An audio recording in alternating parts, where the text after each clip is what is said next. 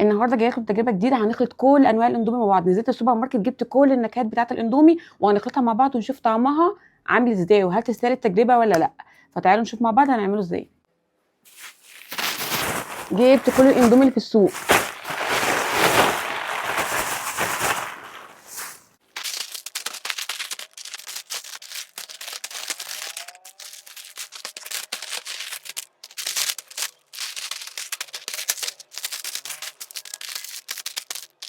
فلقيت كل الاطعمه دي كلها.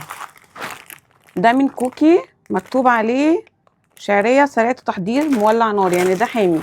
ولقيت الاندومي دوت اللي هو بطعم اللحمه، ولقيت بطعم الخضار، وده بطعم اللحمه البقري، وده برضو بالشطه، وده بطعم الفراخ، وده بطعم الخضار الحار، وده شعريه مقليه، وده بالسجق، وده كمان بطعم اللحمه من كوكي، وده شعريه مقليه،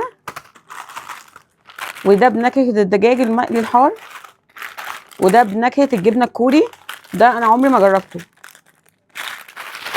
وكمان دوت بنكهه الخضار الحار برضو، بس ده نوع تاني غير ده.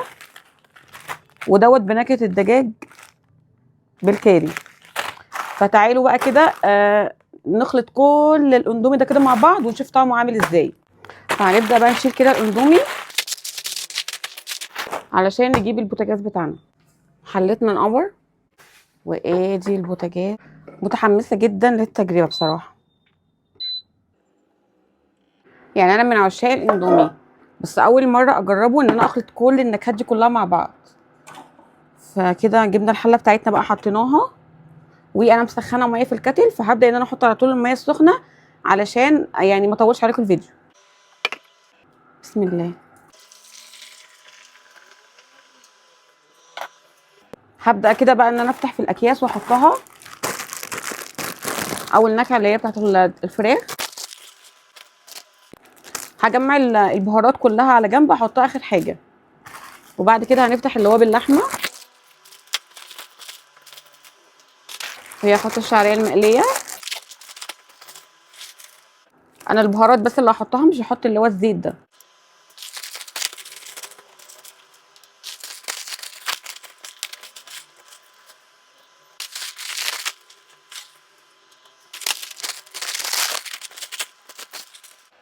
واو، شكلهم لذيذ قوي على فكره بصراحه.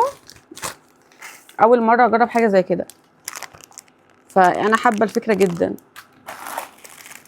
بصوا البهارات دي اللي هي كانت جوه الكيس، اللي هو بنكهه الدجاج بالكاري. بصوا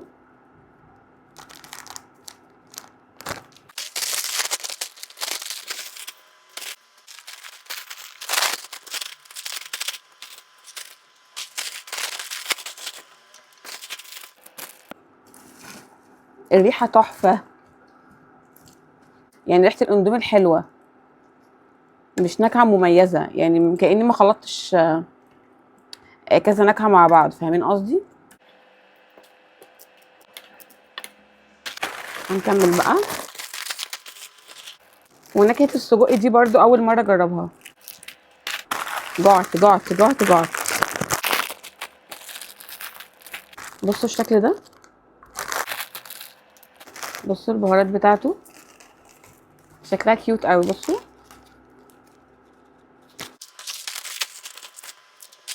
واخر واحد اهو. بسم الله. واو،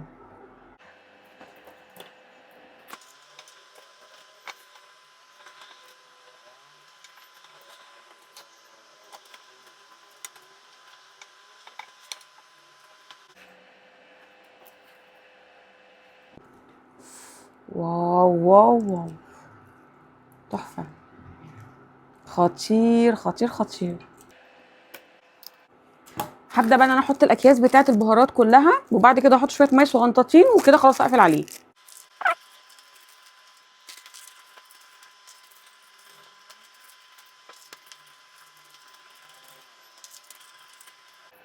الوان البهارات تحفه قوي بصراحه، ريحتها خطيره خطيره. التجربه دي بقى لو نجحت المره الجايه هيبقى كل انواع الاندومي الكوري ان شاء الله.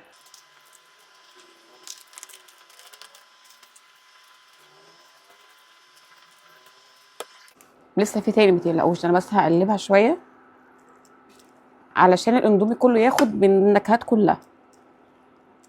واو تحفه.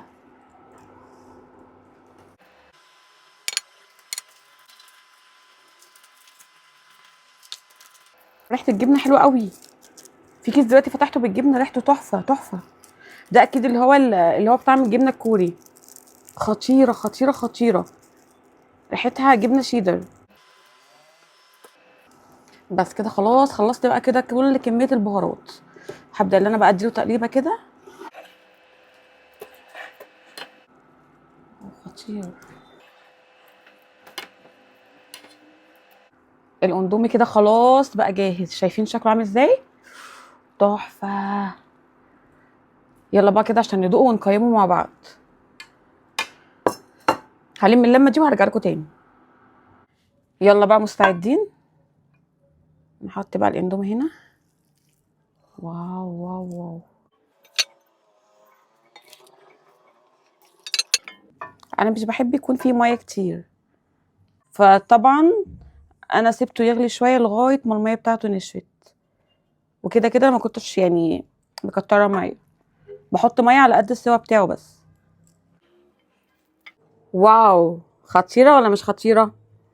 البوله دي كلها هاكلها انا لوحدي النهارده. يلا بقى كده ندوق.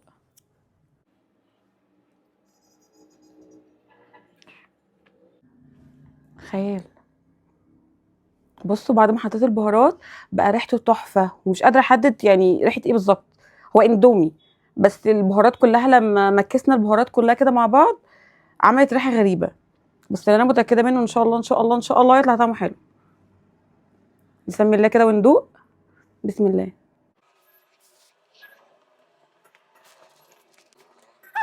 ايه ده؟ إيه الجمال ده؟ تحفه تحفه.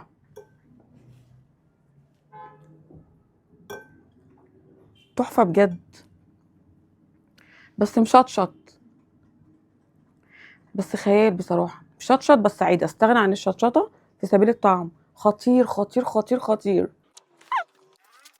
13 نكهه اندومي تحفه.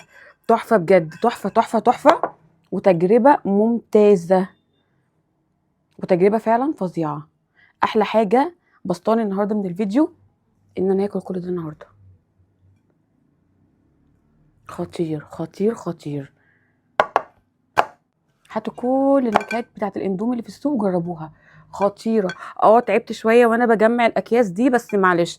طلبت شويه من كارفور وشويه من طلبات، ونزلت السوبر ماركت برضو لان في كل مكان ما كنتش بلاقي كل النكهات. كنت بلاقي ان هنا يعني 2 3 كده لحد ما جمعت يعتبر كل النكهات اللي في السوق. وفي حاجات ما كنتش جربتها بصراحه يعني عجبتني جدا.